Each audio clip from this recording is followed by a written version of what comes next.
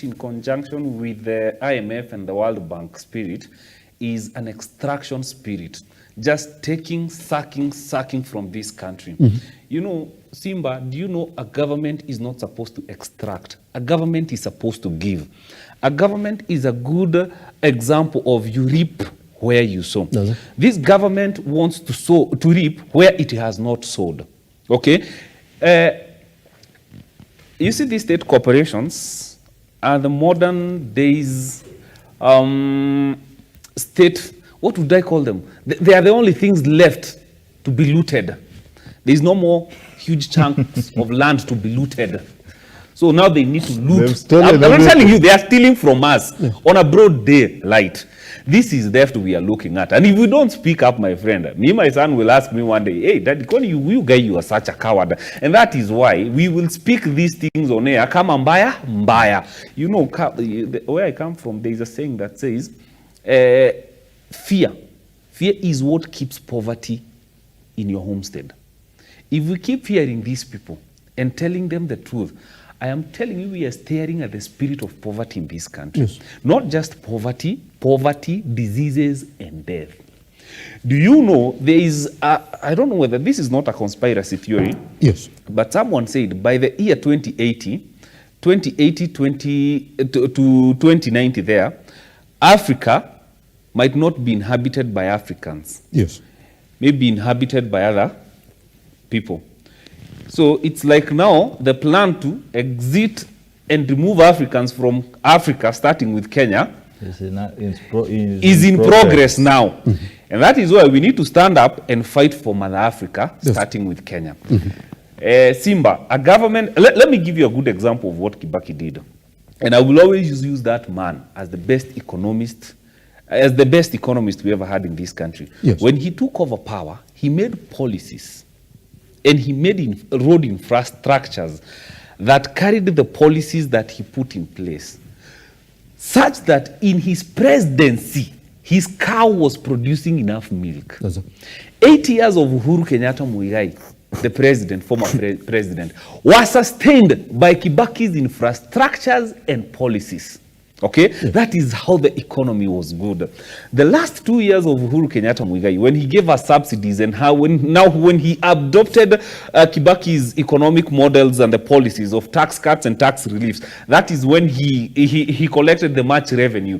So in Uhuru's last 2 years, when he adopted Kibaki's economic models, you can see how he was able to grow the economy amidst COVID. So if you ask yourself what this government is doing to give to Kenyans to work with, is just extraction. And I will say this without fear of doubt, that the middle class, the millionaires and the billionaires that Kibaki created are going to die within these 5 years of William Ruto. Fact, that is true. Why? Because if you look at how guys are spending money, there is no circulation of money. Kibaki gave us good infrastructures of road. Uhuru added to the infrastructures of road, but William Ruto has taken away the production of the roads. He has taken away the cars from the roads with this Finance Act. Guys are not spending on fuel. We will keep saying that. The roads are empty, my friend. So what is William Ruto giving this country for investors to work with? And it is not a wonder that guys are running away from Kenya. There is nothing that the government has given investors, business people to work with. It is just extracting, and that is what World Banks want. If we have seen what loans can do, and then we come say that we are selling these state corporations because of loans, then are you telling me we want to repeat the same mistakes of Uhuru Kenyatta of loans? Then we are not learning from his mistakes. If we were to think of growing this country, let's think of production. Let's think of subsidies on fuel. Let's think of tax cut and tax reliefs. Let's think of policies that may take us 3 years. Let's lose on revenue for the first and the second and maybe maximum 3 years, where we are trying to formulate this year. But the fourth and the fifth year, this country's GDP will be growing. But they came into power and they want to compete with revenue collection to where Uhuru left it without their input. It will not work. Yes, and that is why, if you look at these vendors and small businesses, they are removing their till numbers and pay bill numbers from their businesses. Why? Because this government is hustling from them. It is the hustler spirit I'm telling you about. It is hustling from the businessmen and the vendors without any input on matters, economic policies that empower these guys to do their business comfortably. I'm not saying that people should not pay taxes. I'm saying, what is the government doing to empower the policies in this country to expand the taxation bracket?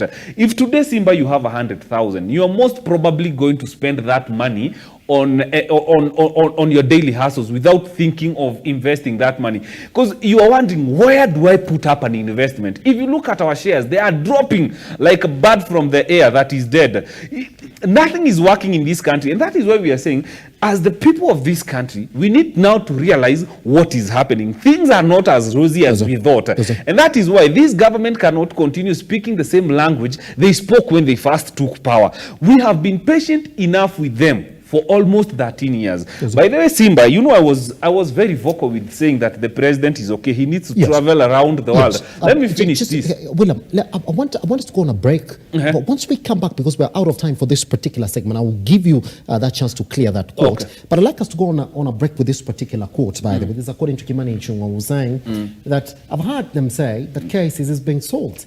KICC today, 90% of the tenants, I think, is Parliament, paying peanuts because it is government to government, and that is a prime location in our central business district. Continued, if for instance KICC is listed to a chain of hotel that can run in the private sectors who've got expertise, you can imagine the amount of money the government will be able to generate. That's what he's saying. Once we come back then, we're going to look at that particular issue, and also once we come back from this break, members of parliament now are getting questioned. Is it true, or is it ever okay for a member of parliament to decide how much money that they would earn? Once we come back right here on The Morning Draft.